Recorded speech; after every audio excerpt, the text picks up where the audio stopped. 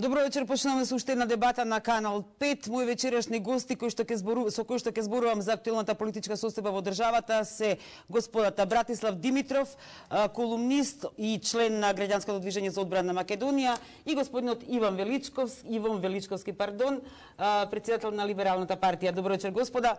И веднаш прашањето, ги следиме и сите актуелните состојби во државата, она што се случува со објавувањето на прислушуваните разговори. Господине Димитров, веднаш да ве прашам, сметате ли дека, еве да речеме, последната бомба представува велепредавство, односно нарушување на позициите на Македонија визави нашата пријателска земја Израел?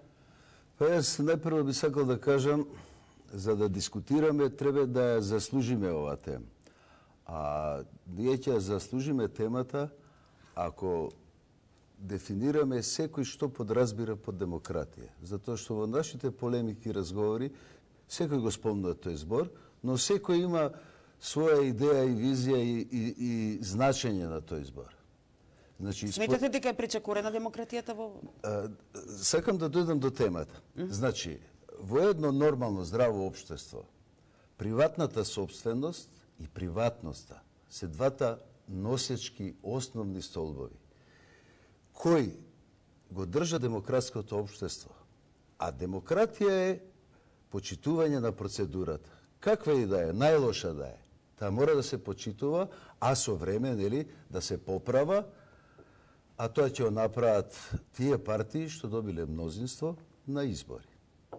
Значи, во оваа ситуација прво е, кој секој обичен граѓанин, ја се прашувам. Тука имаше многу контрадикторни и спротивни изјави на лидерот на опозицијата. Најпрво кажа дека власта прислушувала. Ние не слушаме снимки од власта, ни една снимка не пушти од опозицијата. Потоа кажа дека во соработка со странски служби, самиот, па потоа го демантираше како испаднал лукав ербап во однос на премиерот, има он своји лични тактики, нели? Па трет пат кажа некој друго мислење, па 16 пат друго. Значи, без разлика ние што мислиме и како мислиме, секој од нас има свој став, нели, симпатии, навивачки страсти, своји опции, така натаму. Но, мора да се оди според редослед на секоја нормална демократска држава. Значи, ја не велам дека ние сме млада демократија, многу постари демократски држави, по 50, 100, по 200 години им се случуваат некои работи кои за среќа нас не ни се случуваат, иако сме млада демократија. Да, но и во нината историја нема овакво. Тој дел треба, тој е правен дел. Јас не сум правник. Јас можам евентуално да отворам етички аспект, зашто мојата работа по дефиниција се бави со естетика и етика. Мислам дека настапот комплетен на таа опозиција е комплетно неетички, непринципиелен и неморален. Така. Вашето мислење? Сосема спротивно нормално, бидејќи ако си земат демагошките елементи, би сакал да илустрирам со два примера за што станува збор. Прво, во делот на демократијата и почитувањето на човековите права и испроведувањето на законите. Доколку прислушкувала домашна служба, одговорност треба да носат премиерот, министерот за внатрешни и шефот на ДБК. Доколку прислушкувала странска служба, во првиот случај за нарушување на човекови права, доколку прислушкувала странска служба, треба да поднесат оставка шефот на ДБК, министерот за внатрешни и премиерот, бидејќи дозволиле тоа да се случува очигледно во огромен период. Второ, за да иземаме естетиката, да влеземе во суштината. Доколку вчерашната бомба е многу интересна и многу битна и од таа причина треба да разгледаме, бидејќи се однесува на два аспекти. Прво, визави надворешно политичките, и втора, доколку такви средства, стануваше збор за наводни донации или како што е обвинувањето за провизии, од она што се слуша јасно на снимките. Доколку такви средства се влезени по било која основа, без оглед на тоа што тие требале да бидат евидентирани на сметка на Народна банка, доколку се сите оние што се познати процедури, доколку не, тие морале да се појават во било кој извештај на Дирекцијата за безбедност и контраразузнавање до парламентарната комисија за надзор на нејзината работа. Бидејќи случајот во 2011, јас би знаел за тоа, бидејќи јас бев заменик председател на комисијата, извинете овие. Јас бев заменик председател на таа комисија. И тогаш ќе го знаев тоа во тој извештај. Забележувате дека се движам многу внимателно, затоа што станува збор за класифицирани документи. Но од тие причини кажувам дека во дадената ситуација имаме сериозно прекршување на владењето на правото од страна на оние кои што прислушкувале, а потсетувам дека во снимките кои што ги слушнавме, снимани се разговори кои што се преку домашен оператор. Белки не очекувате дека во роаминг влегла странска служба. Сакам да ве прашам доколку сте биле, рековте, подпредседател на таа комисија, а станува збор за државна тајна. Сметате ли дека треба и собранието и вашата комисија да знаат за такви класифицирани информации како што станува донација за чувствителна опрема која што служи за полициските сили? Да, затоа што јас би знаел под обврската за државна тајна за такво нешто не би зборувал, но јас можам да зборувам за тоа што го нема. Во дадената ситуација тоа го нема. Штом нешто не е евидентирано, штом службата криела, ако е донација, што за мене е многу прашално. Ако службата криела таква донација, службата мора јавно да ги објавува тие... Не јавно, мора до надлежниот орган за нејзина цивилна контрола, парламентарната комисија. Тоа значи дека такви пари за такви цели не влегле. Не Тоа влегле значи... пари заради тоа што било донација, нели? Не. И донацијата се евидентира. Ајде да ве пашам вака. Доколку има, господинот Димитров, во граѓанското движење за обнова, доколку побара донација, тоа ќе ја побара на сметка или ќе ја побара на приватна сметка? Сигурно ќе ја побарате, нели, на сметката на вашето движење. Истото се однесува и на барањето донација за државната безбедност или за министерството. Па белки не очекувате дека треба тие средства додат на приватни сметки. Сепак да не ги вулгаризираме работите. Апсолутно, од тие причини го објаснувам, бидејќи знам дека разговарам со луѓе кои што ова го разбираат. Така. И уште нешто сакам да ве прашам во врска со целата ова работа. Вчера се подготви и кривична пријава за Зоран Заев за откривање на државна тајна. Сметате повторно дека нема основ за таква кривична пријава? Да, сметам дека нема основ за таква кривична пријава. Од токму овие причини кои што ги објаснив. Така. Значи, за вас објавувањето на вакви класифицирани информации на јавноста, пред јавноста и со и раскарување со Министерството за одбрана на Израел представува така една смешна ситуација. Не е ова раскарување со Министерството за одбрана на Израел. Напротив, таа ќе беше официјална државна тајна, и објавување на името на средствата дошле на сметка на државата и доколку биле на државен орган. Вака ние имаме средства кои што легнале на нечија приватна сметка во некоја странска земја. Јас не сум чул до сега дека Министерството за внатрешни работи може да се финансира од сметка што е во друга држава. Сигурно да не го банализираме целиот овој случај, сигурно ќе има и судска разрешница, сигурно ќе дознаеме многу повеќе. Меѓутоа, уште еднаш да ве прашам, освен судска разрешница, сметате ли дека ќе треба да има и политичка разрешница на целиот овој случај? Заради тоа што Зоран Заев, да не заборавиме, како што кажа, има кривична пријава за подкуп, има кривична пријава, еве сега се подготвува за оддавање на државна тајна и како што знаеме дека е четврто осумничен во случајот Почек. Значи јас ќе ги елиминирам они работи за кои не знам, да речеме она што се однесува на делот на обвинувањето за подкуп. Иако веќе во ваква завриена атмосфера, а и во очигледниот факт дека ние денеска имаме полуоштетени. Еве 3 пати беше пред обвинител и така, обвинител на акција подготвува и така. Или целосно оштетени, делегитимирани институции, ние сега имаме обврска како политички чинители да дојдеме до ситуација во која ќе се врати легитимитетот на институциите и довербата на граѓаните кон институциите.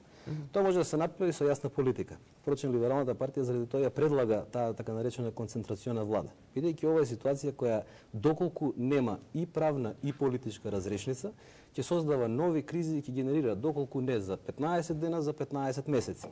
Поентата е да ние овде конечно расчистиме со цивилната контрола на службите, со нивното законско работење и конечно со спречување на злоупотреба на инструментите на власта од страна на било која власт, вклучително и ова. За да ги расчистам разликите, значи во дадената ситуација ние имаме состојба во која што има обвинување практично со наводното прислушкување и на дипломати. Ние имаме состојба на прекршување на меѓународно право. За ова, ако не се лажам, во вербална нота и амбасадорот на европската делегација овде побара објаснување од владата. Тоа значи дека разрешницата мора да биде повторно институционална, политичка и правна. Така. И сите бараат од овие институции да се справат со оваа состојба, заради тоа што други институции нема. Европската унија и покрај тоа што има еве и од европските либерали, господинот Кукан, сепак и тој се согласува дека државата ќе треба да се справи со целата оваа состојба. Господинот Вајгел е од европските либерали, од Алијансата на либерали и демократи за Европа. И треба да бидеме на чисто. нема заговор против Македонија, туку сите сакаат и да и помогнат на Македонија, вклучително и луѓето што се во Македонија, институционално да дојде до епилог. Меѓутоа институционално е и враќањето на опозицијата. Ако ви пречам, Да. може да излезам. Господин Димитров, сака да ве прашам нешто. Да не ви Во врска со пречам, да му во се размоветите. Не. Би сакала и вас да ве прашам во врска. Да. Сакавме да расчистиме една ситуација во врска со целата ова афера со присушкување. Но сакав да ве прашам и вам. Вие со граѓанското движење за одбрана на Македонија се движите меѓу народот, меѓу обичниот народ кој што чувствува дека е под пресија, под страв од се ова што се случува, дека државата е разнишана заради нечии лични интереси. Најпрво сакам да прашам на почетокот, колегата рече дека спротивно мисли на мене. Дали тоа значи дека не се залага за демократска држава? Јас само кажав да се следат процедурите. Тоа е прво. Второ, значи, да, ја и без тоа моje движење граѓанско, цел живот се движам помеѓу народот, јас работам долги години во театар. Сум работел и на такви места каде што директен контакт имам со народот. Не сум како некои салонски корифеи на опозицијата кои не излегле од своите кабинети, кои во графчиња гледаат или цицаат од мал прст анализи. На самиот почеток имаше страшна збунетост, па да не кажам паника, зачуденост, разни и конфузни емоции. Но, како што одминува времето, моето чувство е тоа, а до сега не ми излажало, без да бидам лажно скромен, мислам дека работите си доаѓаат се на свое место, затоа што историјата, цивилизацијата покажала дека се што почнало без етика се распаѓа и исчезнува. Ова акција на опозицијата зад себе нема принципиелност, искрена намера. Значи, таа е неетична по дефиниција. Прво не е етично, вие сте новинар, тоа најдобро го знаете. Кога се вади текст од контекст, тоа е класична манипулација, тоа се учи на прв семестр по новинарство. Не ги објавуваат сите снимки. Објавуваат снимка која е на еден ден пред избори. Знае колегата каква паника е тоа, каков речник се употребува. А иста една таква снимка да слушнеме од нивниот табор еден ден пред избори, па да ги споредиме. Ја ви гарантирам дека овие разговори ќе испаднат како романтични разговори. Добро, имаше една таква снимка и значи, имаше голема паника. тоа е една страшна неморална акција по сите аспекти, и формално правни, и принципиелни, и човечки, затоа што нема чиста намера за себе. И ќе се очекаме. Ја сепак некои работи треба помине време, нели? Не можеме сега ние да гатаме, да предвидиме. Но, спомна комисија, па не може, извините, од таа ваша лада вие да контролирате институции, си излеговте собранието под изговор дека ве тепале, што е, мислам, стварно дезинформација. Имате поинаков впечаток дека не, во вие бевте собранието среќни да ве испрлат, затоа што тоа сценарио беше подготвено многу поодамна. Како она новинар која да еден која викаше не ме тепајте, а никој не ја пипа, се гледа на екранот. Така беше и таа ваша акција. Тоа е затоа што... Ве разбирам, вие сте драматург, мога Па не, ја тоа гледам, па снимките пуштете ги ќе видите. Во крајна линија, каде има малцинство да тероризира мнозинство? Народот избрал едно мнозинство кој треба да одржува седници. Во која држава во светот опозиција ја попречува работата на мнозинството што е избрано на избори? Тоа го нема нигде. Господине Димитров, Значи, дозволете сега и вашиот лидер исфали Стојан Нандов, ако се сеќавате од парламент, исфали еден пратеник ради тие причини. Заради нарушување на ред. Дали се сеќавате нови пример? А дали сте виделе вие некаде во некоја земја да влезе полиција и да ги исфрли пратениците? Тоа значи дека утре може овде некој да влезе, да не исфрли а што вие сте као недопирливи? Ивон имаше... Можете и со криминал да се бавите и да попречувате работа. Затоа носите судска па полиција затоа служи и да одржува ред во држава. Ја не се прашувам од полиција. Пратениците според вас треба по полициска наредба да одлучуваат и дискутираат. Не треба, а според вас што треба да попречувате работата на легално избрани Во каква смисла попречување? Затоа што кршевте микрофони. Тие заклучивте врата. Дали сте виделе, ева вака да ве прашам, Ја дали сте ме паметно. виделе мене во било каква Не, за функција да вас не кршам? зборим и за мене. Добро, одлично. А зошто Збориме јас бев за исфрлен опозиција. од собранието тогаш? Еве некој кршел, исфрлете го. Зошто јас бев исфрлен? Па не знам, вие си знаете. Заради прекршување на надлежностите, прекршување на уставот и законите од страна на наредбодавецот. Извршителот не е секогаш единствениот виновник. Така, затоа се формираше комисија, се имаше избори, таа епизода се заврши. Следуваше потоа уште една епизода каде што повторно видовме празни столчиња во тој дел каде што треба да седи опозицијата. Не знам колку пати до сега беше повикана опозицијата да се врати во парламентот, не знам уште од кого не беше повикана и повторно не се враќа, иако и целата ова работа со прислушувањето може да се реши, може да се објавуваат овие прислушувани материјали некаде во Собраниската комисија за надзор, така што каде што вие сте биле заменик, така, и каде што им се отстапени местата на мнозинството се пратеници од опозицијата. Еве зашто не би Но тие можел. пратеници година дена не доаѓаат на Еве работа, зашто не а би си земаат можел. плата.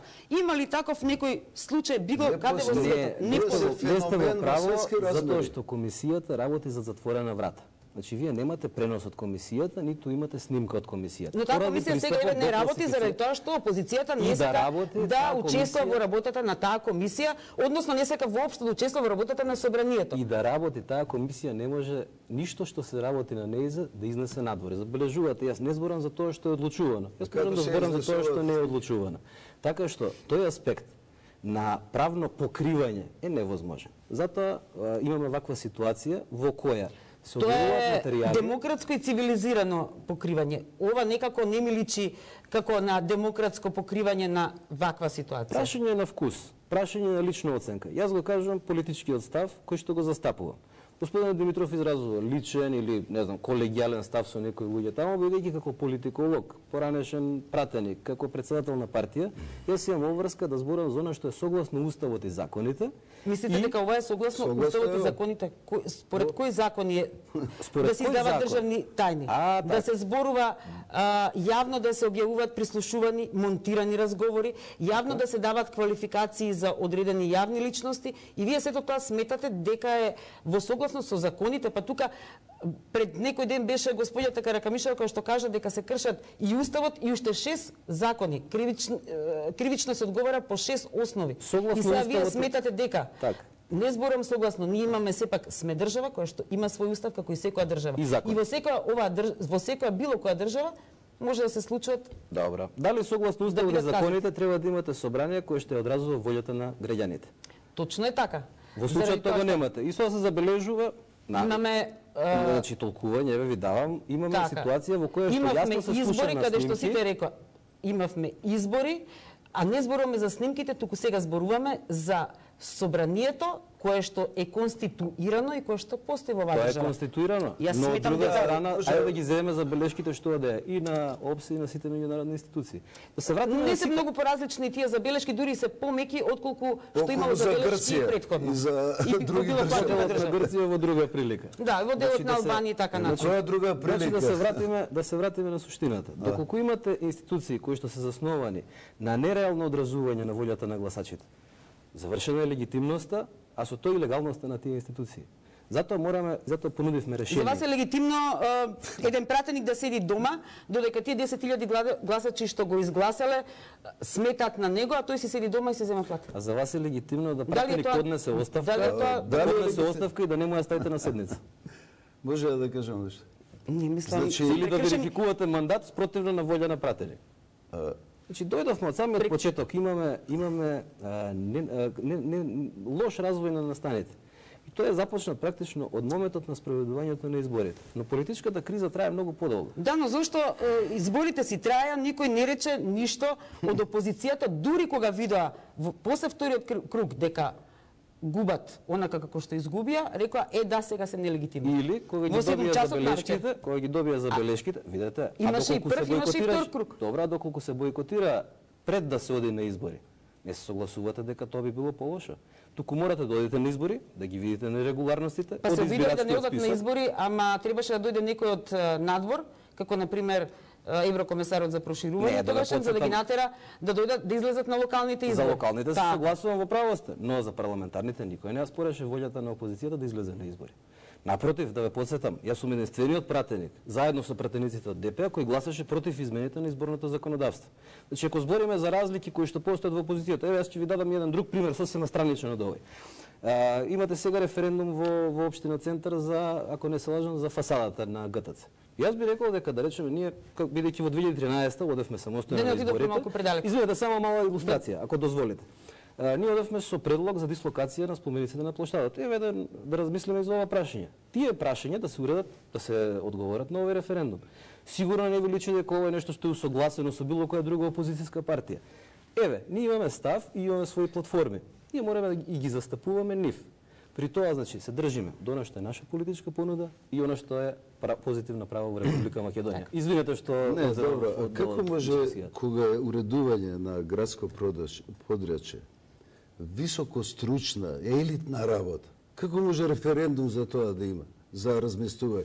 Тоа треба врвни архитекти, експерти да го прават, не може секој да гласа и да... Господин Димитров, да се вратиме сепак на она што сите нас не мачи на политичката состојба во Република Македонија.